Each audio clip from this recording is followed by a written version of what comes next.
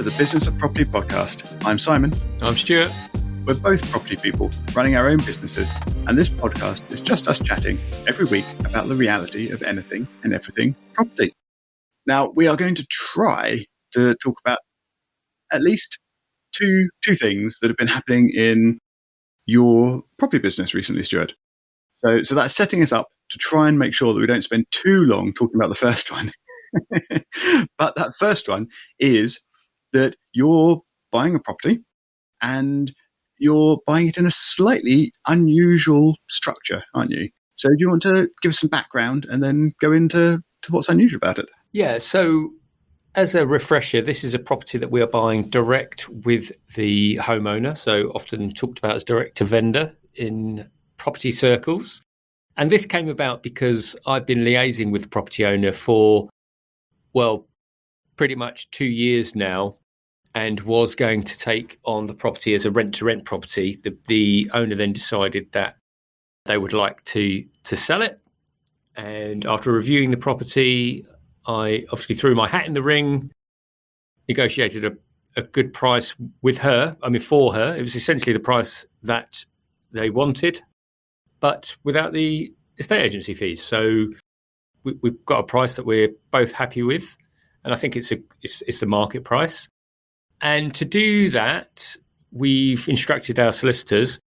The only proviso that my business partner on this one and I wanted to have was that we wanted to be able to start doing works on the property fairly quickly, meaning that we would want to have a document in place called a keys undertaking, which is a legal document which essentially says that we get those keys. Other people can call it a delayed completion as well, because it looks like an exchange document. However, there's kind of vagaries in there. However, what it means is that once we sign this keys undertaking document, we essentially take on the rights to that building, i.e. we need to get it insured. If anything happens, we are liable for it, as in, if something gets broken, and we cover the utility costs, that kind of thing. For taking on that liability, what we get is the chance to do the works that we want to it, rather than waiting the 3-4 months conveyancing process time before we start. We actually get on with it now, do the conveyancing concurrently, and then hopefully once the conveyancing is drawing to its completion, we have a property which is close to or as good as ready as we want it to, which we can put out into the market and get rented ASAP. So that's kind of what we're doing. We're actually at the stage at the moment where we've created the keys undertaking document, and that is essentially a document created by our solicitor. And the only addition to it is where I create a schedule of works that is put into that document and essentially outlines everything that we're going to do to the property. All so far, so good. The owner is happy. The only thing that's bouncing around now that's come out is that the owner's solicitor is saying nothing structural can happen in the building. So I've reviewed the schedule of works, and it kind of just says we're going to put up a hanger here, we're going to replaster all of the walls there. It does mention showers, but the solicitor, it's one of those situations where there's solicitors saying, well, you can't do any structural work. So I've reviewed it, and I don't see that it says we're doing anything structural, because be interested to hear your thoughts. But structural is, are we doing something to a load-bearing wall? Are we doing something externally? I've messaged with the owner to say, are you happy with everything we put in it? And they've said, yeah, it's all fine. So there's obviously a bit of miscommunication somewhere. So I've been back to my solicitor and just said, look, I don't think there is anything structural in that document, but if someone does, then we need to know. And essentially it's come back again that the solicitor is saying it, the owner's solicitor, but the owner themselves has not mentioned anything. So I suppose that's the only challenge with these situations, is sometimes you kind of get these miscommunications where I just need to pick up the phone to the owner and say, look, this is what the document is. Are you happy with it? Because it's quite rightly their solicitor is trying to protect their interests and just making sure, which is absolutely as it should be. I suspect the solicitor is just being proactive and checking these details, and probably hasn't even talked to the actual vendor to clarify the details. I mean, I know from my own past buying experiences when I've been the buyer, and my solicitor, very helpfully, I think, in these situations, has sent me through documentation sort of at some later stage in the process. And not only has it got all of the information, the initial information from the sellers, it's then got a whole heap of extra information that's come from her follow-up questions, also from her questions, and then sometimes follow-up questions beyond that. So they obviously do a whole heap of stuff proactively. And I didn't hear anything in this process. It was only when I got all the documentation at the end with all of these questions already answered. And I suspect it could well be that kind of thing. Again, if you're getting different signals from the actual vendor, the solicitor probably just hasn't checked with them at all. To answer your question about structural, though, you mentioned showers, and I think from past discussions you mentioned the idea of putting in en suites. So is that, are you building walls? Are you making new rooms?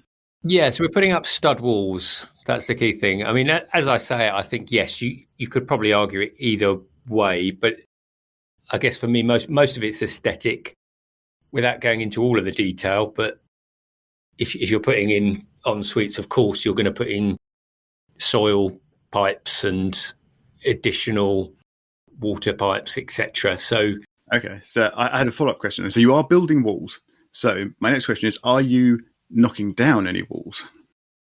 No, not as far as I'm aware. Okay, so I would think then, if you said yes to knocking down walls, then I even sort of internal walls, then I would have probably put that in the structural. And I would agree with you, yeah.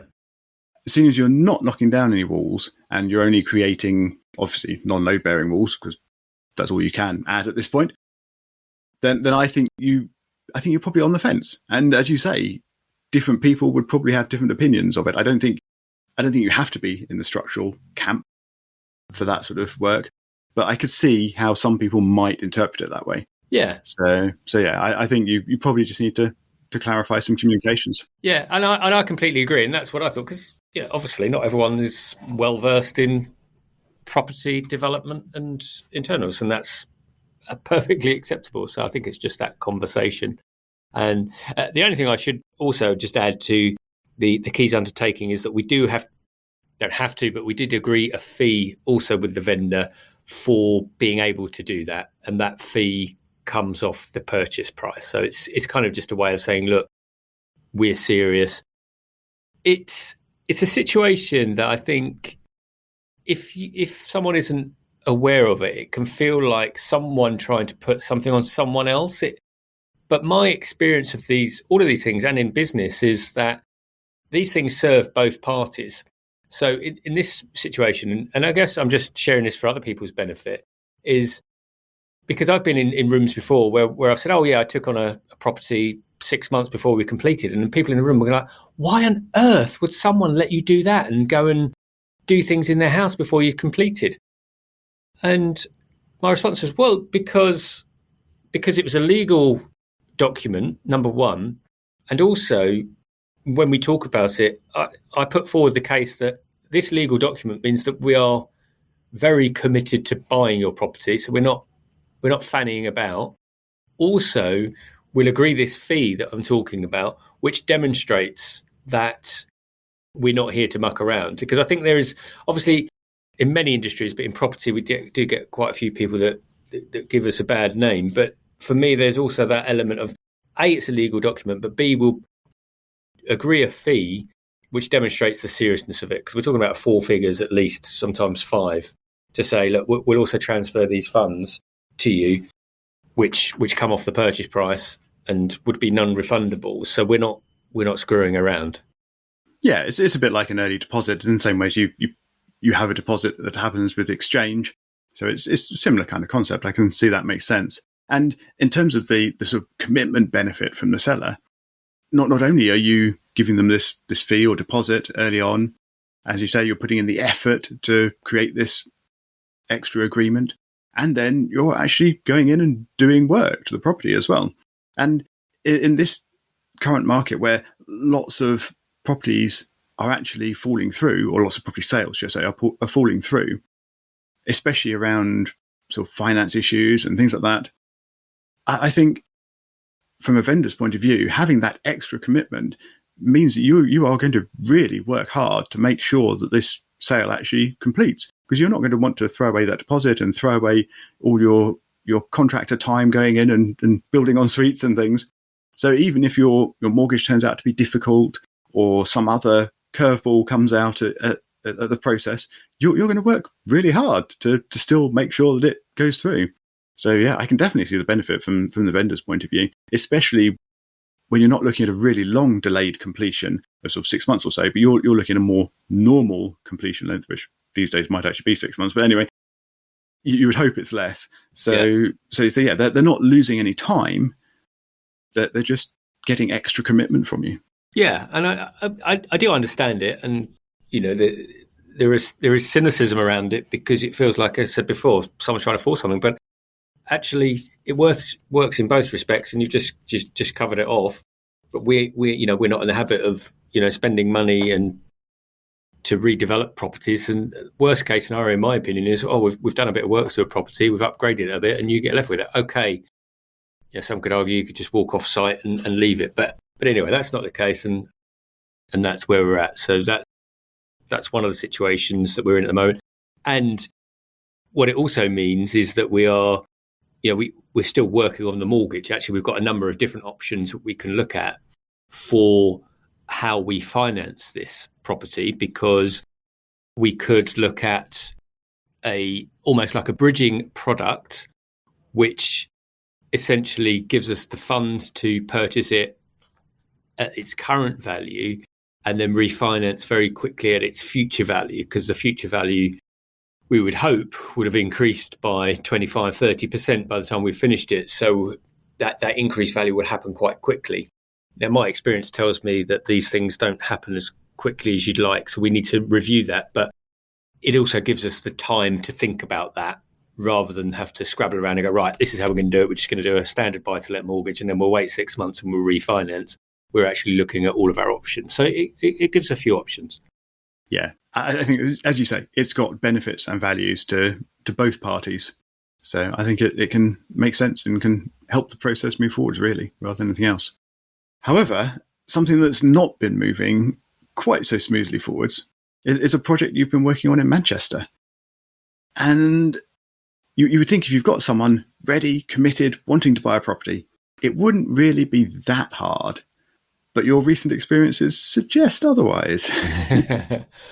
Well, I'm working with a client at the moment, and I know that he does tend to listen to the podcasts, and so we won't give too much away, but I'm sure he will smile wryly if he listens to this around this conversation, because yes, we are looking in the northwest / Manchester area for a property, and we are looking at HMO. And one of the challenges we've had in the last couple of months actually is just how hot the market is, which surprised you and I a little bit, because we have seen a cooling of the market, certainly in our areas, and certainly definitely. Yeah, and certainly I've seen that happen a little bit in the southwest as well. But our experience at the moment is that it is really hard. I mean, if we're finding a property online, and typically we might be able to get a viewing now, but a lot of them are sold subject to contract very, very quickly. I mean, we've got a spreadsheet with at least 20, 25 properties that we were reviewing that have all gone into the SSTC, sold subject to contract bucket, because of just how quickly they're moving. And that, combined with central Manchester areas being an Article 4 area, under Article 4 direction, I should say. And obviously that adds a premium to HMO properties anyway. It just means that we're in what I've not seen before, which is such a tough environment with properties going up. And the client that I'm working with at the moment, so just working to support in terms of research, analysis, property viewing, and future ideas in terms of what we can do. The client has also purchased property in this area before as standard buy-to-lets, and we've seen properties that were bought not more than 12 months ago, increased by 25% in value in a year. And that kind of encapsulates, and I know that that's not specific to this area, because in the forums that I've looked at, I've seen quite a few examples of that.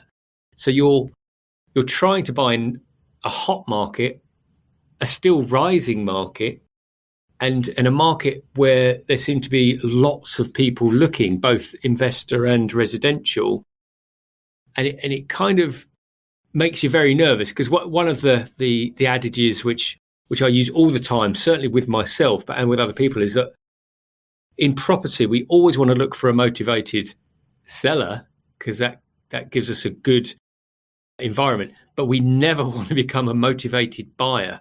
That's the worst type of buyer to be, because you make decisions which might not be right. You might not do a full due diligence. You might overpay. But in this type of market, it's very easy to become a motivated buyer, because you kind of got this frothy stuff going on around. And we've been in situations where, we were looking at an HMO recently, and this is a very up-to-date story, but we were looking at an HMO recently, but it happened to be pretty much the last one that was left of all of our list. And, the conversation we had was, are we interested in this just because it's like, it's the last, thinking about lockdowns, is it the last tin of beans or the last pack of pasta on the shelf? Is that what's making it more appealing? However, the good thing in property is that we can always step back and look at the numbers unemotively, and the numbers still worked on this property. So it just wasn't in the best area in our experience. And for me, it was a real quandary, because it was actually in a lower socio-demographic area, but had really good transport links to central Manchester, and like most areas, could be up and coming. And obviously I've done a bit of driving and a bit of diligence around the area, and there's lots of new builds going up within 200 metres circumference of that area. So there is investment going in, which pleased me. And I've kind of gone off track here a bit, but the reason I have is because this property I went to see, as of this recording, 3 days ago. So I got a viewing, took time because there were 6 existing tenants in the property. There's a little story to go with this, which I can give you as well. We went to see this property.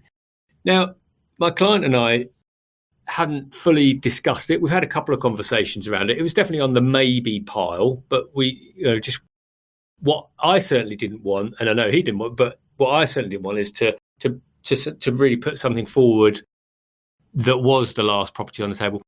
But as of the recording, about 30 minutes before we started recording, I get an email from the agent saying that the property we'd looked at completed as of today, so it's no longer on the market.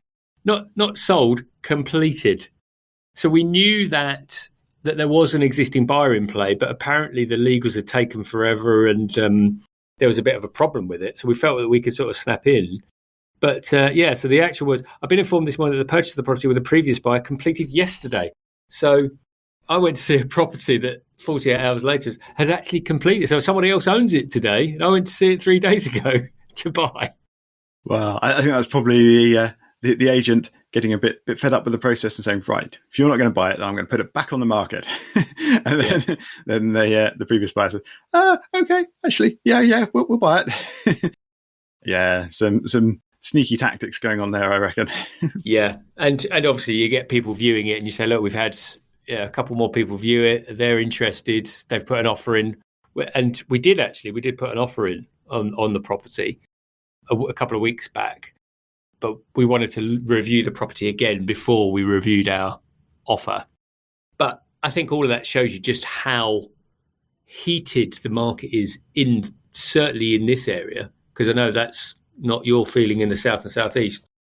No, exactly. I think our local market, certainly where I'm looking, so around Redhill, Crawley, Gatwick, that sort of area, has definitely been slowing for weeks at least.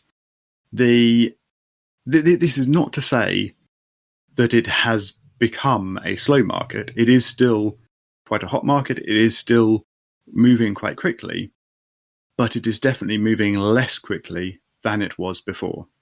And I think this is reflected in both prices and reductions and time on market. So within PATMA, you can sign up to weekly market emails, market stats emails on a specific area and also on a national level as well. And for us locally, well, I say us, for the Red Hill area locally, those sort of indicators have been showing that it's been slowing. So there have been more price reductions coming through as a percentage of properties on the market. And new properties coming onto the market have not been coming on at increasing prices. They've been sort of holding steady. And the time that properties have been on the market before becoming sold has been gradually creeping up a little bit. But looking at the national level, all of these indicators are more pronounced. So the percentage of properties on the market that are being reduced each week has been going up faster nationally than in our local Red Hill-ish area. Similarly, prices of new properties coming into the market have not been increasing. They've been roughly holding steady at a national level as well. And the time that properties have been staying on the market at a national level has been increasing and has increased at a faster rate than our local market. So I was thinking that actually elsewhere in the country, to sort of create these national figures being more than our local figures, elsewhere the effects must be happening faster and more significantly. So those markets must be slowing more. But it seems that there are actually other areas like Northeast, Manchester, etc., that are not slowing at all, really. So, yes, I need to dig into the numbers a bit more and try and work out where these areas are that are actually slowing so much in order to pull the national figures in that direction. Yeah, and for those that have listened this far, not only is the market hot, but obviously the weather's been hot. And so my little addendum for those that have listened this far is the viewing that we did for this property. I went with an agent. They didn't seem probably as comfortable doing viewings within HMOs as I myself am, having done several, because I seem to take the lead on rapping on doors and just shouting out to let people know that we were in the building, that we were coming into rooms. However, the agent did sort of gently tap on a door, one of the first ones, opened the door, put her head in, slammed the door shut very quickly, turned around, pale as a ghost, and said, there is a naked man spread eagled on the bed. And so louder knocking definitely required. Yes. Yeah. Although I think even after that, the tenant hadn't woken up. But yeah, so I kind of just sort of said, you got to be really loud, bang on doors, just shout. It's just what they expect. If they've all been informed, we're allowed to do it. So hot weather plus hot market equals interesting viewing situations, I think, is the summary of this week. But yes, interesting. That's a good word for it. Yes. One other element in your northern property search has been thinking about where the Article 4 direction areas are. So Article 4 directions are directions the council's put in place that remove some permitted development rights, and some of those particularly are applied to HMOs. So you have to effectively submit planning applications in order to create an HMO from a non-HMO property. So that's very, very quick summary. We've talked about them in the past in some other episodes, and I'll try and link to those in show notes. So why has this been an issue for you? Because you do invest very deliberately in your key area in an Article 4 area. So why has this been a point of interest in your northern explorations? I think it's a good question, and I think it's multifaceted in that in my area of choice, so in the southwest Plymouth, obviously I've been investing there several years, so I know the area very well. I know a number of different agents. I tend to hear about things, when they're coming onto market, like with the direct to vendor situation. And also when I see properties coming on, I can see if they're massively overpriced or if they're reasonably priced. I mean, the challenge for all of us now is that whatever prices we had in our head from a while ago is no longer true because everything has increased. The difference is obviously when you're coming to a brand new area, you don't have all of that knowledge, but we have been gleaning that for the last couple of months. But it also means that when you really want to take what is a standard residential property and convert it, there's a lot of questions that you need to kind of answer first. Obviously, namely, would this convert well into an HMO? And there's a typical type of building that I like to use as HMOs, and they're nice looking Victorian buildings. They're not the sort of buildings as well that are coming up at the moment. You can imagine the nice looking buildings, they're the ones going quickly. And also buildings that are available are in very residential streets. Now, if you think about taking on a new property in a highly residential stroke family street. Now, number one, that doesn't sit as comfortably with me as it would when I'm working in a heavily dense student working professional area. It's just par for the course. So there's that kind of moral, ethical aspect to it, which is a precursor to then thinking, well, okay, let's say we did go with this property and I am happy with it. How likely are we to get the planning approval on it?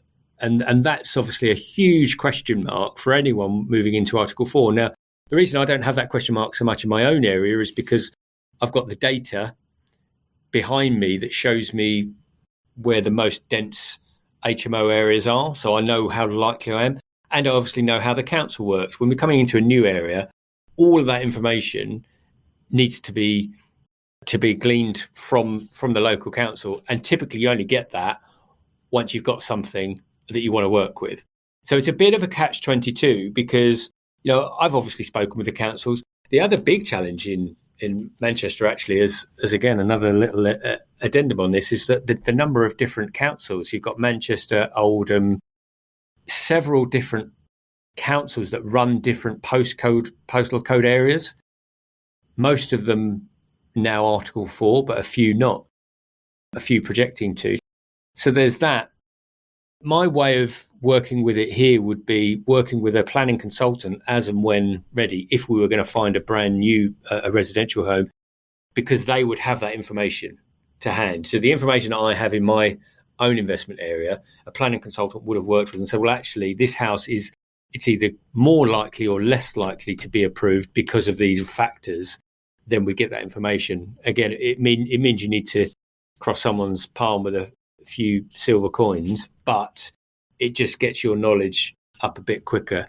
So that's the challenge, unless, of course, you then buy an existing HMO, which, of course, is what we're looking at. But as mentioned already, most areas now for Article 4, wherever in the UK, you'll pay a premium on that property because it's already an HMO. So there'll be an addition there. Then people may price it based on yield as well. So so what you might be able to buy in bricks and mortar for 150,000, they'll sell as an HMO for 200,000 because that's based on the fact that it's already got a rental income or had a rental income. It's already got already got planning permission, an HMO license, etc. So hopefully not too long-winded, but in a summary, they're the challenges we face when sort of looking at new areas to invest in. Yeah, so you've got extra uncertainties, basically. You're unsure how the council will actually react to things and react to requests until you actually try them. And at that point, it might be a bit late. So the safer bet is to go pre-made, but then pay a premium for pre-made. So, yeah, it's difficult decisions, and I suppose lots of different things to weigh up and sort of try and choose the best approach forwards. Yeah. If you'd like to get in touch with us, talk about anything we've raised this week, please do reach out to us on Twitter. We are at BIZ of Property, or you can find show notes and a contact form on thebusinessofproperty.com. And we will talk to you again next week.